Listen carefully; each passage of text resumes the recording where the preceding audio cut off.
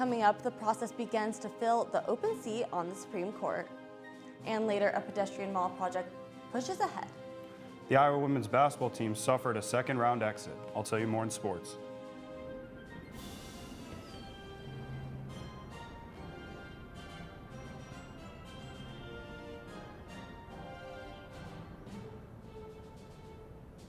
I thought the weather was going to be warmer, but will it last? I'll tell you more in weather.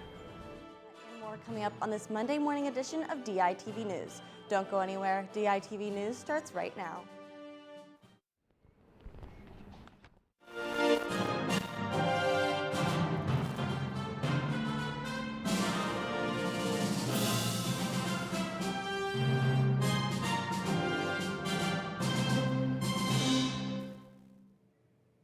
Good morning and thank you for tuning in. I'm Ashley Wheel.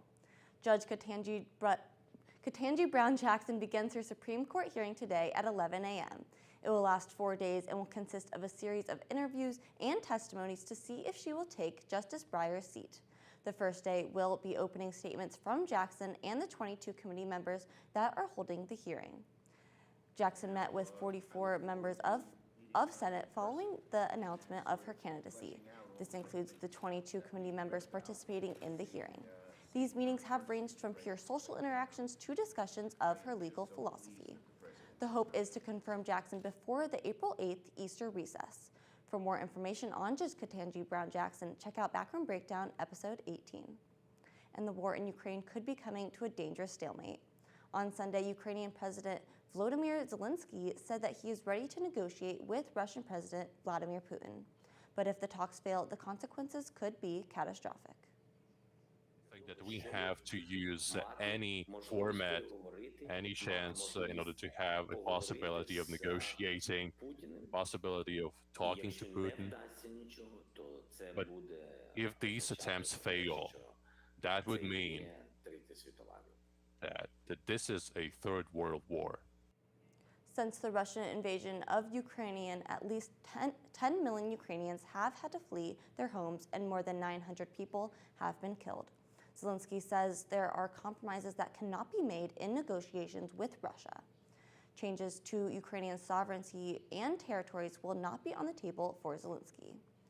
U.S. officials do not see indications that Putin is ready to de-escalate the conflict in Ukraine anytime soon.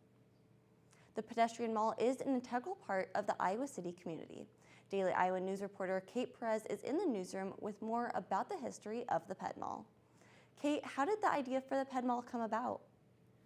The idea for the Iowa City Pedestrian Mall came when the city was undergoing urban renewal, which was a popular trend in the 1960s and 1970s to reconstruct downtowns to make them more modern.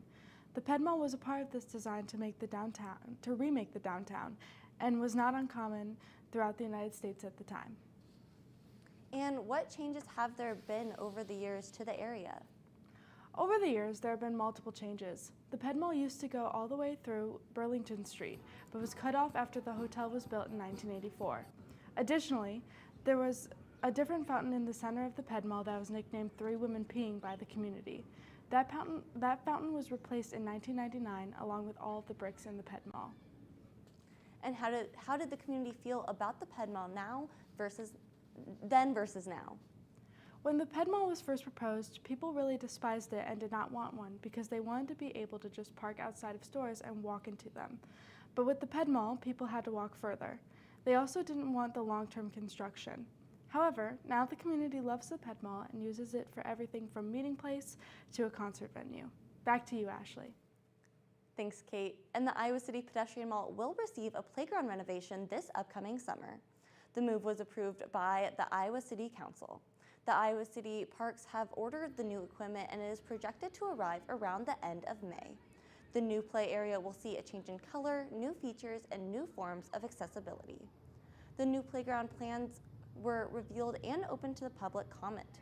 Over 500 people commented on the ideas and gave officials good ideas to accommodate to modern-day ideals. The old park has been a hotspot in the community for 20 years, and the Iowa City City Council is hopeful that the new park will do the same. And it looks like a great day to get outside and head to the Ped Mall. Justina, is it finally time to put away those winter coats? Well, Ashley, it is definitely getting warmer, and today would be a great day to head to the Ped Mall. Right now, it is a beautiful 54 degrees, and today it will rise to 73 degrees. Later tonight, there will be a chance of rain, and the low for the day will be 48 degrees. There's also a chance of rain throughout the day tomorrow as well, but the temps will still be in the 40s and 50s. Later this week, we can look forward to more temps in the 50s. However, you may want to keep your winter coat and rain gear handy. The forecast shows lows in the 20s with partly cloudy skies with more chances of rain. Looking to the weekend, temperatures will follow suit with a high of 46 on Saturday.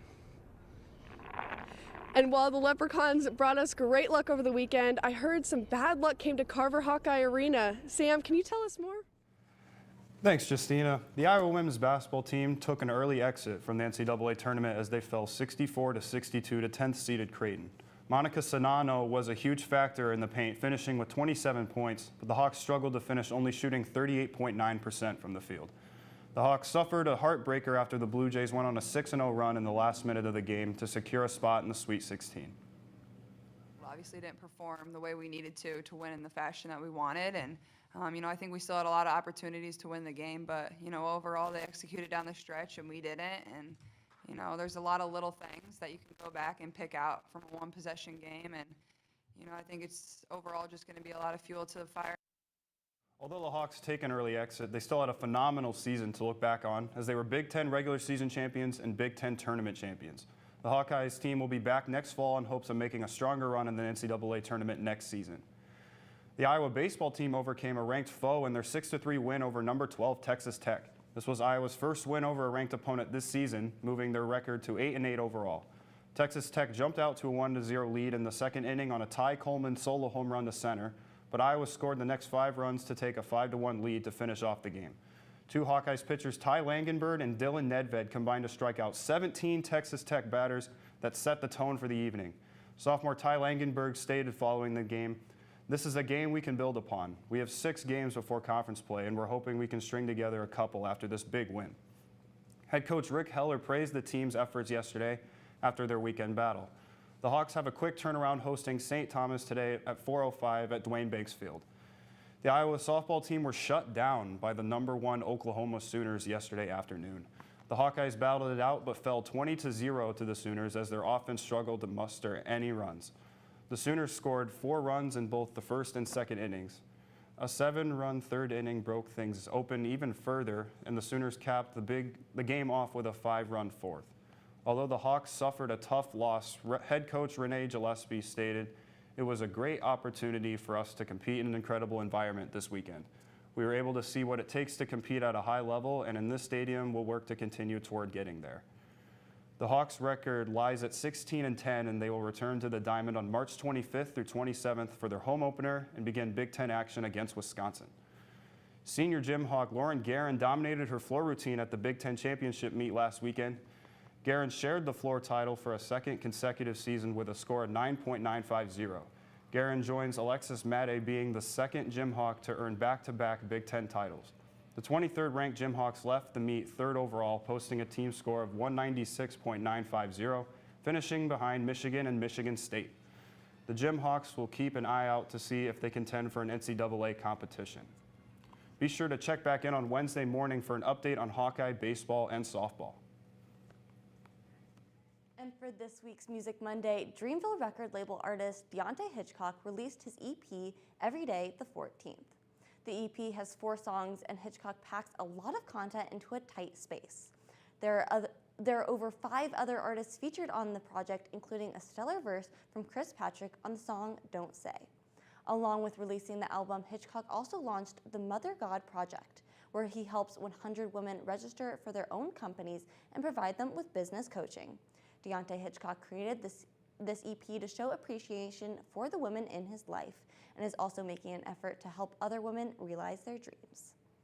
Thank you for tuning in to DITV News. Be sure to head over to thedailyiowan.com for all your latest news between Monday and Friday. And tune back in on Wednesday morning at 8:30 a.m. for another news and sports update. For DITV News, I'm Ashley Wheel. Have a great day.